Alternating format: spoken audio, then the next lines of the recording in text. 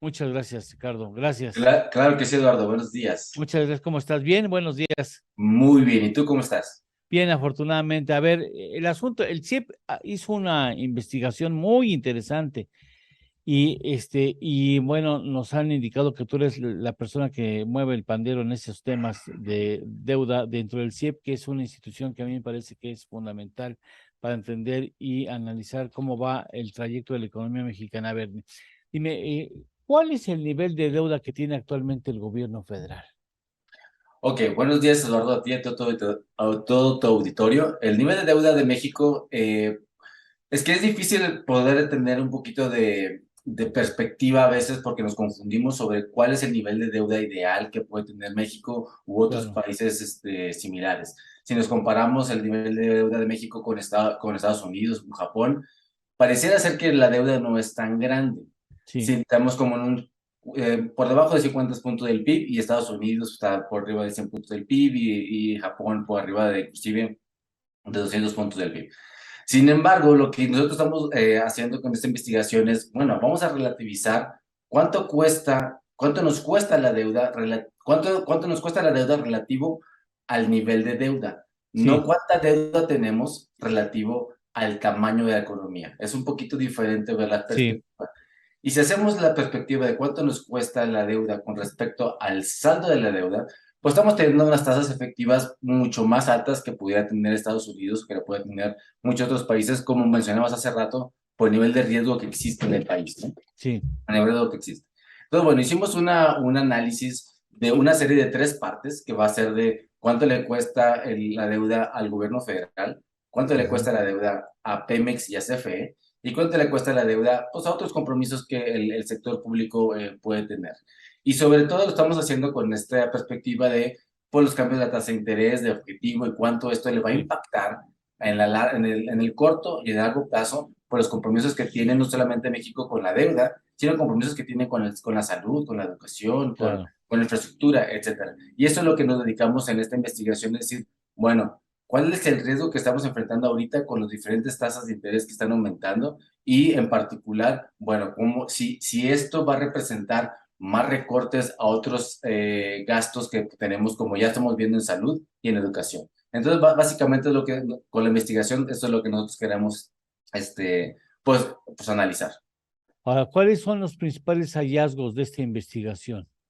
Ok, lo primero, principales hallazgos es que tenemos que entender que o sea, la deuda del gobierno federal es diferente a la deuda de Pemex y de CFE. Por ejemplo, el gobierno federal se apalanca más en la deuda interna, Sí, CFE y Pemex se apalanca más en deuda externa. Entonces, si nos sí, enfocamos en la deuda interna, a la deuda de México, del gobierno federal, y nos vamos a la deuda interna y externa, podemos que los riesgos son diferentes para cada instrumento que sí, tiene el gobierno federal. O sea, tenemos CETES, tenemos los bondes, tenemos bonos de desarrollo, UDIBonus, etcétera. sí, Ok, vamos a ver cuál es el abanico de todas las obligaciones, de todos los instrumentos financieros con el que el gobierno federal dispone y ver en el corto plazo cuáles serían los que más impacto tendrían con los cambios de la tasa de interés. Y vemos que es diferenciado porque hay mucho, como el 75% es deuda de corto plazo, un 25% es deuda de largo plazo. Entonces, largo plazo lo ponemos como un lado porque eso no tiene tantas repercusiones porque no todos están manejados a tasas variables. sí, Hay tasas fijas. Entonces, claro, no solamente porque la tasa de interés aumenta, inmediatamente se va a ver reflejado así un incremento en el costo financiero. Por lo tanto, hay que determinar, bueno, cuáles son los instrumentos que tenemos a tasa fija y cuál es a tasa variable. Y sí, vemos que los bondes, los bonos, bondes que tienen muchos, nomenclaturas, la D, la F, la G, bueno, esos son los que más riesgo tendrían porque son los que están en tasa de interés variable, pero esos solo representan el 20% del total.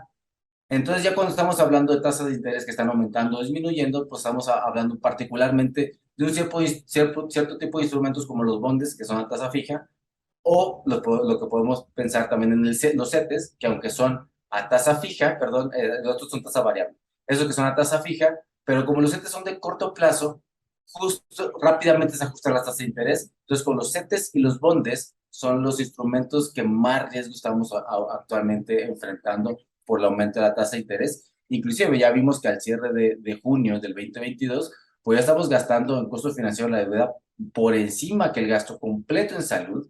Y este diferencial de lo calendarizado, de lo que nosotros pensábamos que íbamos a gastar para junio y lo que realmente gastamos, estamos hablando como 21,000 millones de pesos, pero esto representa mucho más que el gasto, por ejemplo, a cuidados de Ese, primera ese es importante que le voy a regresar tantito para infancia. subrayarlo. O sea, en cuanto el servicio de la deuda, o sea, es el costo, los intereses que tiene que pagar usted cuando se endeuda, ¿no?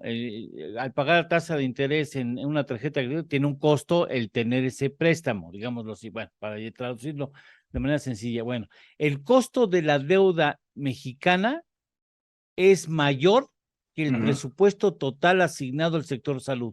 Correcto. Y esa es una cifra alarmante, inclusive es superior, y no tan superior en este año y el año pasado por la vacunación que hubo por lo del Sí, COVID. claro. Pero si nos vamos todavía más atrás, o sea, el costo financiero de la deuda ha venido creciendo de 2 a 3 puntos del PIB, a 3,1, y el gasto en salud ha estado en 2,7, 2,8, y lo cual tal vez no tenemos un nivel tan grande de deuda, pero si empezamos los costos y el costo de oportunidad de tener ese saldo de la deuda, pues representa casi duplicar el gasto completo en salud o en educación inclusive. Ya, ese es ¿cuánto excede el costo de la deuda en relación al presupuesto al sector salud? ¿20,000, me decías? Estamos a junio de 2022, estamos a 102% de costo financiero de la deuda comparado con el 100% que sería el costo de salud. O sea, O sea, estamos muy similares, un 2% más, un 2% más, exactamente. un 2% más del total del presupuesto para salud. O sea, Correcto, gastamos más en intereses de la deuda que en salud. exactamente. Ah, Así, para ponerlo en perspectiva, y eso ya representa pues, oh, un bueno, foco de alerta, ¿no? claro. ¿Qué Ujú. otro hallazgo tienen ustedes en esa investigación? Bueno, lo que más es, también lo que nosotros estamos aquí investigando es que sobre todo ese tipo de equidades intergeneracionales que representa la deuda, porque estamos nosotros, en general creemos que el gobierno debe estar balanceado en sus ingresos y los gastos, y no solamente lo queremos nosotros, sino la Ley Federal de Presupuesto y Responsabilidad Hacendaria, pues pide que el presupuesto esté equilibrado. Sí, Solamente en cuestiones, circunstancias extraordinarias, pues se puede tener un poquito de déficit. Pero llevamos desde el 2008, o sea, esto no es de la administración actual ni la anterior, sino desde 2008 empezamos a tener un gasto superior a los ingresos.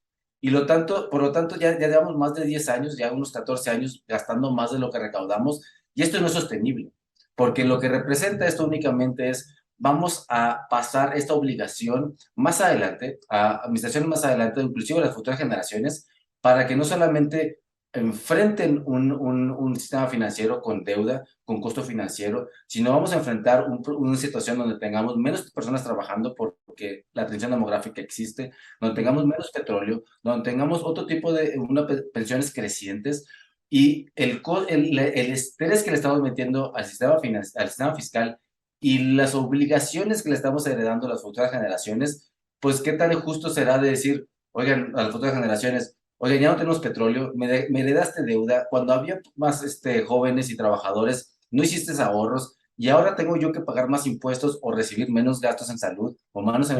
más gastos en educación. Y ahí lo que nosotros queremos es alertar y poner en evidencia pues que el costo financiero de la Sí. deuda, tal vez el tema relativo no es tan grande, pero tenemos costos bastante importantes. Es muy importante lo que nos dice el doctor Ricardo Cantú Calderón, el hecho de que estamos heredando una broncota a futuras generaciones.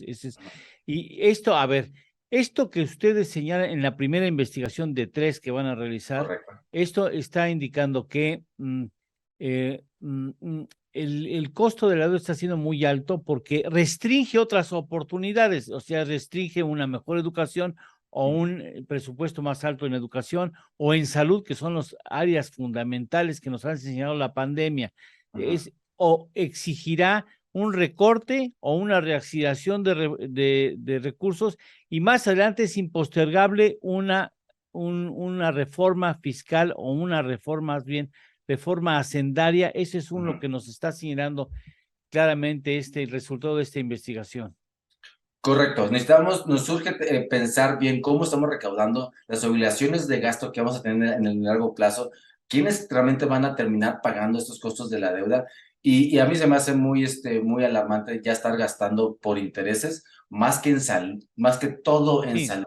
O sea, no, ya representa, pues es sí. una tontería, no, no manches. Entonces no nos enseñó nada. La pandemia nos Imagínense, así. señaló, sí, la pandemia nos señaló ni un peso de ahorro en salud. Ya está. Es más, no está de más, métele a salud, porque nunca falta una contingencia y no estás listo para atenderla.